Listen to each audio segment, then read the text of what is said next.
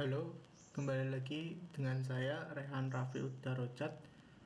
Walaupun belum ketemu ya, salam kenal.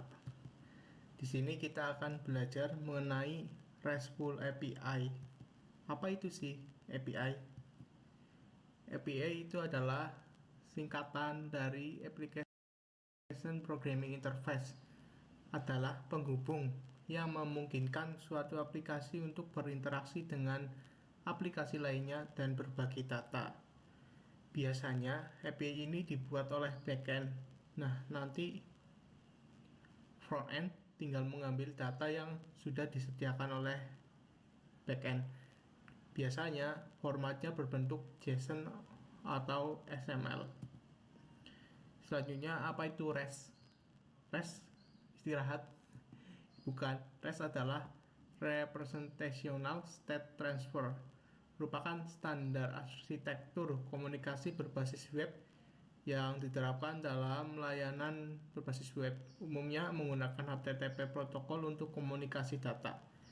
Jadi, REST adalah arsitekturnya, API adalah ya komunikasi datanya. Jadi REST nanti merupakan standar arsitektur untuk API. Apakah REST dan RESTful itu sama? Tidak. REST itu hanya mendukung request method get dan post. Sedangkan RESTful request dan callback yang ada mengikuti standar yang ada dari get, post, put, fetch maupun delete. Standarnya bisa dicek di standards.rest. Lalu selanjutnya adalah tentang komponen RESTful API. Yang pertama ada desain URL. RESTful API kan diakses melalui www.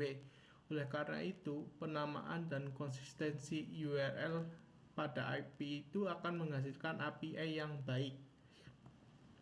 Sebagai contoh, di sini ada API dengan penamaan /book, lalu /book/UID, lalu books kategori ID. Nah, dengan penamaan yang konsisten ini dan sesuai, jadi nanti API-nya bisa lebih maksimal dan lebih baik.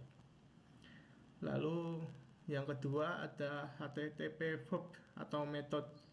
Pada RESTful API, metode pemanggilan URL umumnya menggunakan get, post, put, delete, dan ada lagi head dan patch, tapi jarang digunakan. Kembali lagi, RESTful itu sesuai yang standar, jadi bisa dicek di link yang tadi.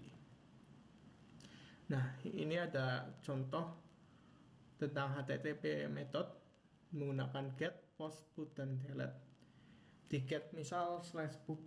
Nah, nanti yang outputnya nge-return semua yang ada di tabel atau collection buku.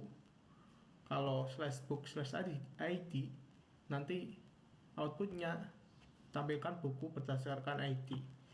Selanjutnya kalau post, kita ambil payload atau body dari input untuk membuat data buku baru. Lalu ada put. Di sini untuk melakukan update kita butuh ID yang ada di ID mana yang mau kita ubah. Lalu ada delete.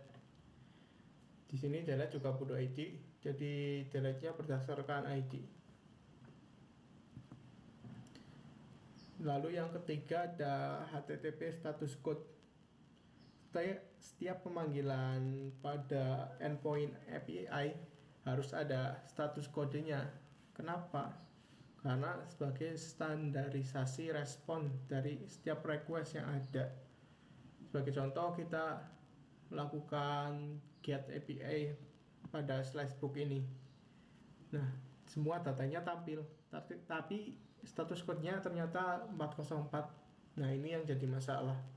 Jadi status code juga harus sesuai dengan standar yang ada dan sesuai dengan format yang ada. Ini ada di Wikipedia, sudah ada list HTTP status code.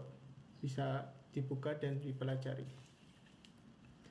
Nah, ini ada contoh status code-nya 200 berarti sukses, lalu muncul datanya juga, ada message-nya juga, sukses getbook by ID. Lalu ada versioning.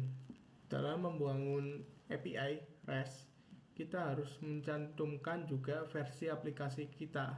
Kenapa? Karena hal ini berguna.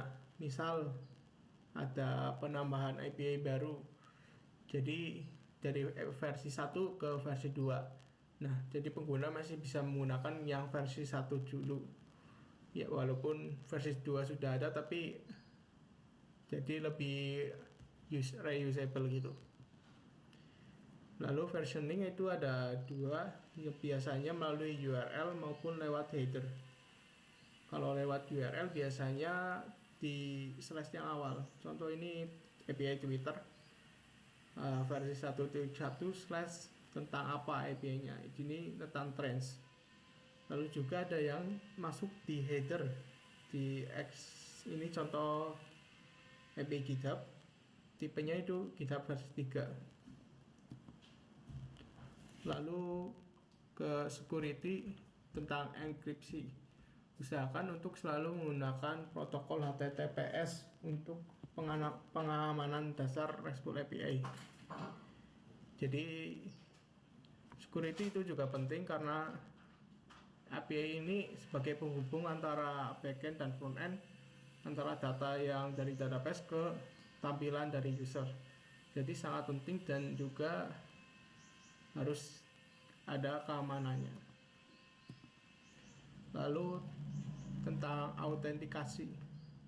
Biasanya autentifikasi ini berupa token dan ada di dalam header seperti ini. Ya, mungkin itu saja yang dapat saya sampaikan untuk video selanjutnya tentang tutorial cara membuat API di Express. Terima kasih.